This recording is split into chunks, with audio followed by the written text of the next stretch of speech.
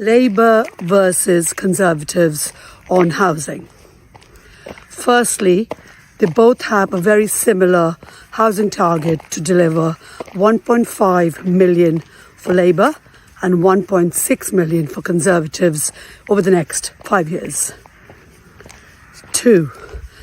Green Belt is sacrament to Tories. However, Labour has promised to release some low-grade green belt called grey belt, and they're going to look to relax policies in the grey belt areas. So that's a big difference in policy right there.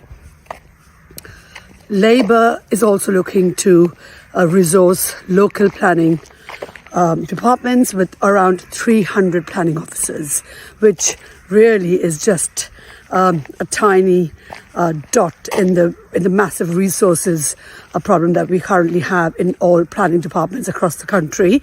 However, it does mean that they do recognise this as a problem to developments.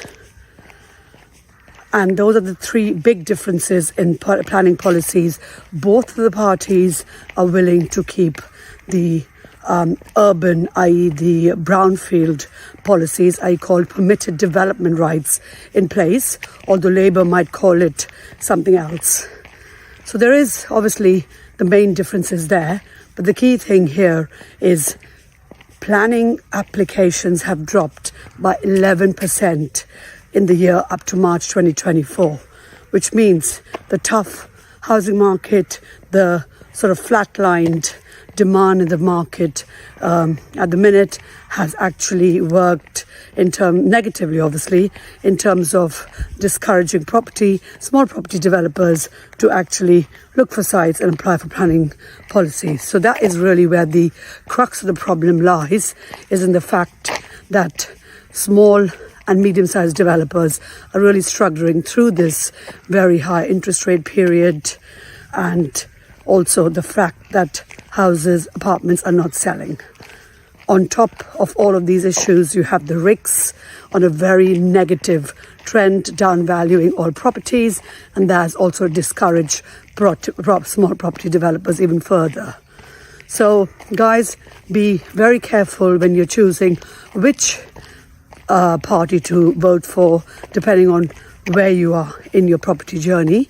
But for now, it looks like, on paper at least, that Labour seems to be the stronger candidate by relaxing planning laws, resourcing planning departments ever so slightly, and recognising the fact that there is a huge problem in this area and something needs to be done quite quickly.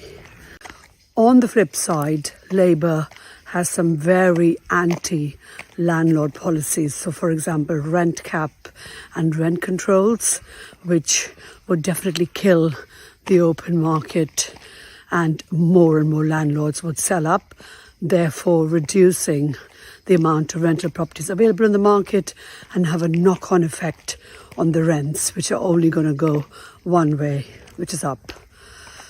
You also have the Section 21, which they're looking to abolish ASAP, and I don't think they've taken into consideration that the court's actually not ready to deal with the flip side when there are rent arrears and all the other cases from landlords where they want to evict the tenants, but Section 21 will not be relevant anymore. They are obviously a very, very pro-tenant party, which is obviously going to put landlords on the back foot. And so you need to make sure you know who you're voting for, what you're voting for as a property investor, a developer, and know which side your bread is buttered. So guys, make your decisions. We've got less than 2 days left for elections, and work out whether Labour or Conservative or just a third party, Lib Dem or any other independent party might be the right party for you. But make sure you know the policies from a property perspective, housing, tenancies, landlord issues before you make that crucial vote. So these are just some of the differences and more to follow soon. So do like, follow and subscribe to our channel, Manni Chopra, to get more up-to-date videos and content on property development and all various aspects of property investment. Thank you for watching.